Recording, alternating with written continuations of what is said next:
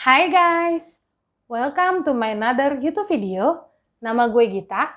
Hari ini gue mau bercerita tentang sebuah urban legend yang berasal dari negara Amerika Serikat. Kisahnya ini lumayan bikin merinding, tapi juga menyedihkan loh guys. Mau tahu gimana cerita lengkapnya? Ya, check this out!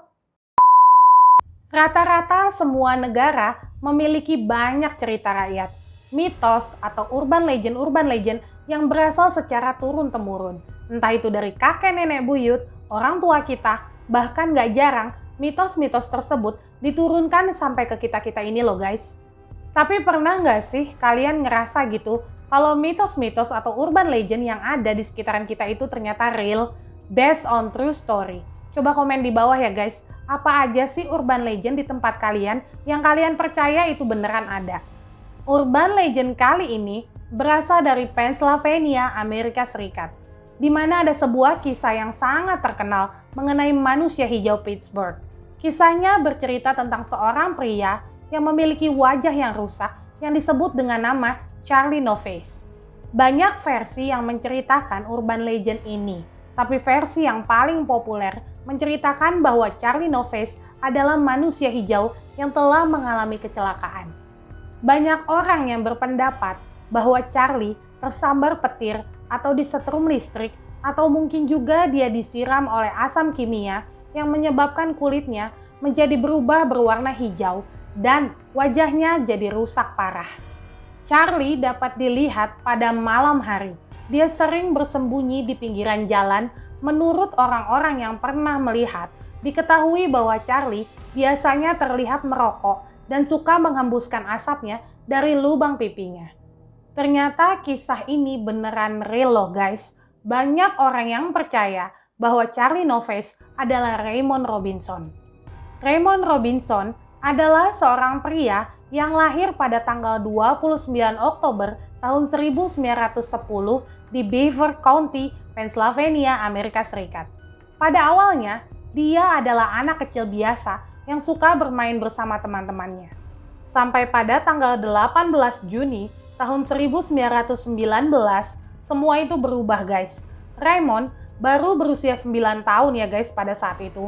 Dia dan teman-temannya pada waktu itu sedang bermain di jembatan Pittsburgh yang membentang di daerah Wallace Run.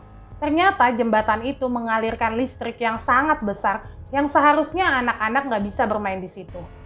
Ya guys, Raymond pun kesetrum dan terluka oleh kabel listrik yang ternyata dialiri oleh listrik sebesar 22.000 volt ketika dia sedang memanjat sebuah tiang listrik untuk mengambil sebuah sarang burung. Ketika dia tersengat listrik, seketika itu juga Raymond terlempar ke bawah. Dia selamat, tapi kondisi fisiknya benar-benar mengerikan loh guys. Mukanya hancur dan dia harus melalui berbagai macam jenis operasi. Dan Raymond harus menjalani sisa hidupnya tanpa mata, hidung, dan juga lengan kanannya. Mungkin banyak orang yang kalau berada di posisi Raymond pada saat itu bakal depresi berat atau mungkin gila loh guys. Tapi tidak dengan Raymond, dia itu kuat dan tabah menghadapi semua luka-luka yang ada di tubuhnya. Tapi setelah kejadian itu, dia menjadi lebih pendiam dan tertutup. Raymond tidak merenungi nasib serta kekurangan fisiknya, tapi dia sibuk menghabiskan waktunya bersama keluarganya di daerah Coppell, Pennsylvania. Keluarga Raymond semuanya menyayanginya, dan hal itulah yang membuat Raymond mungkin jadi lebih kuat ya guys. Menurut keluarga Raymond, Raymond tidak pernah menceritakan mengenai pengobatannya. Bahkan rasa sakit yang dia alami pun dia nggak cerita guys. Dia tidak pernah mengeluh tentang apapun masalahnya dia. Raymond belajar menenun dan menjahit. Dia membuat sebuah keset. Dia juga bisa membuat dompet loh guys. Dan dia juga bisa membuat ikat pinggang untuk dia jual kembali supaya dia bisa punya uang saku tambahan. Raymond senang sekali berjalan-jalan santai ketika malam hari. Kenapa sih guys dia pilih malam hari? Karena dia menghindari menakut-nakuti orang dengan penampilannya pada saat itu.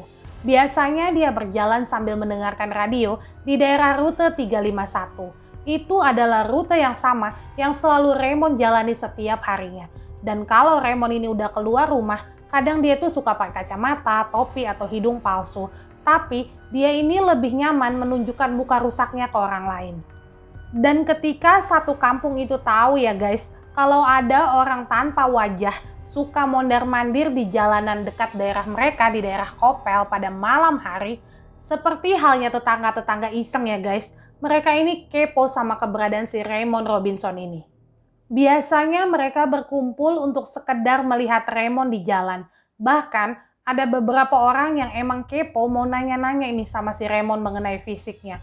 Tapi Raymond memilih untuk menghindari kontak dengan mereka. Tapi ternyata mereka nggak cuma kepo aja ya guys sama si Raymond ini. Beberapa dari mereka ada juga yang membenci Raymond. Mereka mengatakan seharusnya Raymond bersembunyi dan tidak menampakkan wajah rusaknya ke khalayak ramai. Raymond rentan terhadap bahaya. Beberapa dari mereka ada yang dengan sengaja menabrak Raymond dengan mobilnya loh guys. Raymond juga pernah dirampok, pernah juga dia dibawa ke sebuah bar lalu ditinggalkan begitu saja. Pernah juga ya guys, si Raymond ini disiram dengan sebuah botol berisi air urin. Bahkan dia juga dipukulin dong guys sama orang-orang itu. Sumpah ya, ini orang-orang pada nggak punya empati apa ya guys? Keluarga Raymond sudah berulang kali melarang Raymond untuk keluar berjalan-jalan. Tapi mungkin jalan-jalan ini adalah salah satu bentuk me time-nya Raymond.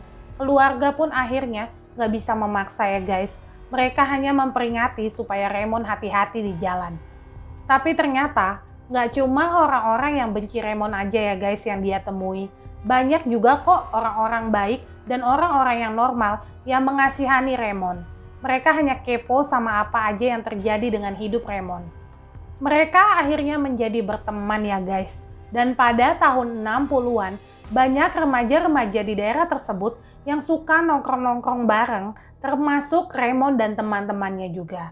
Mereka sering bercerita tentang kejadian-kejadian terupdate serta ramalan cuaca. Mereka suka membawa rokok dan bir yang mereka suka bagikan kepada Raymond.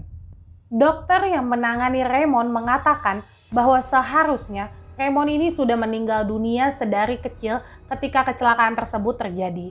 Wajahnya yang meleleh secara ekstrim membuat para dokter berpendapat bahwa Raymond tidak akan kuat menahan rasa sakitnya. Tapi ternyata Tuhan berkehendak lain ya guys. Raymond mampu bertahan hidup jauh lebih lama dari yang dikatakan oleh para dokter. Raymond menjalani hari-harinya dengan baik. Seiring bertambahnya usianya, akhirnya dia berhenti berjalan-jalan ya guys. Raymond pun akhirnya pindah ke sebuah panti jompo di daerah Brighton Township, tempat dia dirawat secara intensif oleh keluarganya. Walaupun Raymond diketahui berada di panti jompo, tapi banyak penduduk setempat yang mengatakan serta melaporkan bahwa mereka melihat Raymond masih berjalan-jalan dan kadang seperti menunggu seseorang untuk berhenti di tengah jalan. Raymond Robinson meninggal dunia pada tanggal 11 Juni tahun 1985. Dia meninggal pada usia 74 tahun, tepatnya 1 minggu sebelum peringatan 66 tahun kecelakaan yang mengubah hidupnya. Raymond akhirnya dikuburkan di sebuah pemakaman umum di dekat jembatan Pittsburgh, tempat kecelakaan Raymond terdahulu. Sebenarnya nggak ada yang tahu pasti kapan tepatnya penampakan dari Charlie No Face terlihat untuk pertama kali. Menurut penduduk sekitar yang percaya, setelah kematian dari Raymond Robinson, dikabarkan baru deh tuh sering terlihat penampakannya si Charlie No Face ini. Menurut mereka yang mempercayai urban legend ini, Charlie No Face adalah hantu yang suka berjalan-jalan di rute yang sama ketika Raymond Robinson juga berjalan-jalan ketika dia masih hidup, di daerah Coppell, Big Beaver.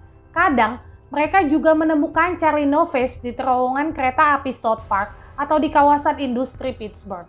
Sebenarnya di sini ada banyak perbedaan ya guys antara kisah Raymond Robinson dengan urban legend Charlie No Face. Yang pertama adalah kulit Raymond tidak berwarna hijau seperti Charlie No Face. Perbedaan yang kedua adalah Raymond terluka karena kecelakaan listrik, sedangkan Charlie No Face nggak jelas guys terluka karena apa. Dan perbedaan yang ketiga dan terakhir adalah Raymond merupakan anak yang baik, yang nggak akan mungkin mencelakai orang lain. Sedangkan Charlie No Face dikabarkan suka mencelakai orang-orang yang berkendara di jalan.